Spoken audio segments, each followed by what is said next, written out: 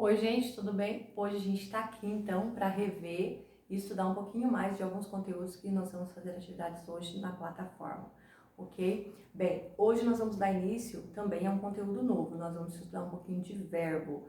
Bom, vocês já sabem algumas coisas sobre verbo. Eu coloquei aqui, ó, cantaram ou cantarão.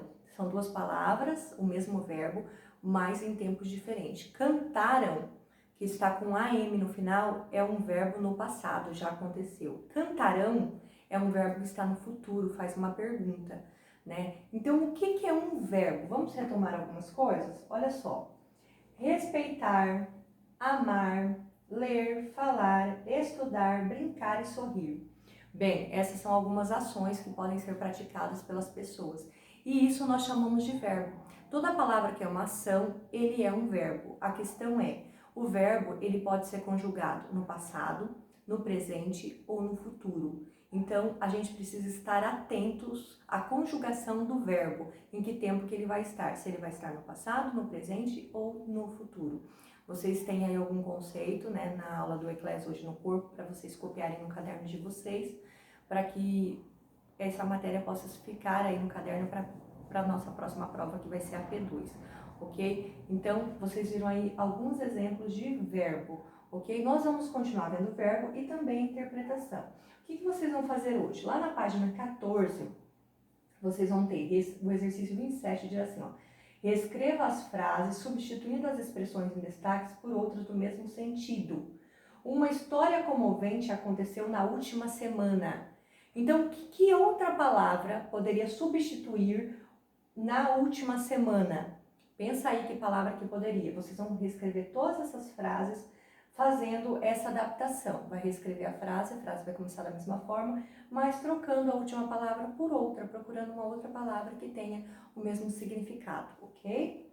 Depois da página 14, vocês vão ter a página 15. Lembrando que esses exercícios, gente, são continuação do texto de notícia, do gênero textual notícia que nós estamos estudando, ok? Que nós paramos na última aula.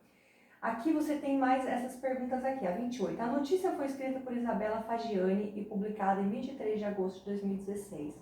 Os fatos apresentados aconteceram antes, durante ou depois do relato?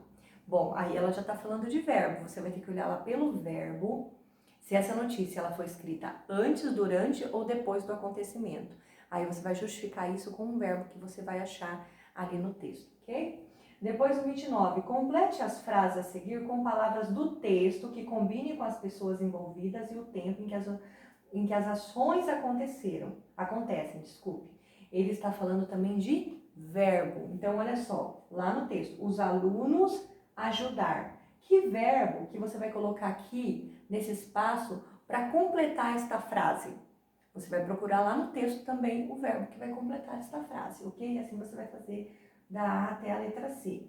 Depois, se as ações da atividade anterior, ou seja, da atividade 29, acontecessem no futuro, como as frases ficariam? Então, perceba que você vai pegar o verbo da atividade anterior que você colocou aqui e agora você vai passar esse mesmo verbo para o futuro, ok? Ou seja, você vai estar conjugando o verbo, colocando se ele está no passado, no presente e no futuro.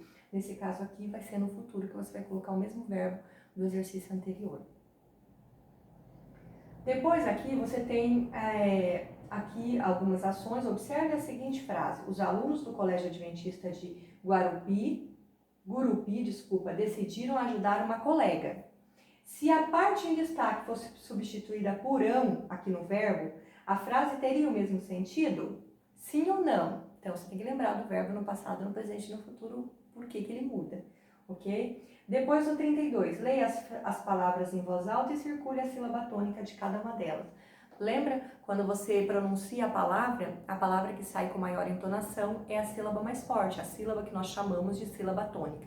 Então você vai circular nas palavras aqui embaixo qual é a sílaba tônica de cada uma dessas palavras. Você pode consultar o seu caderno que tem a matéria de sílaba tônica.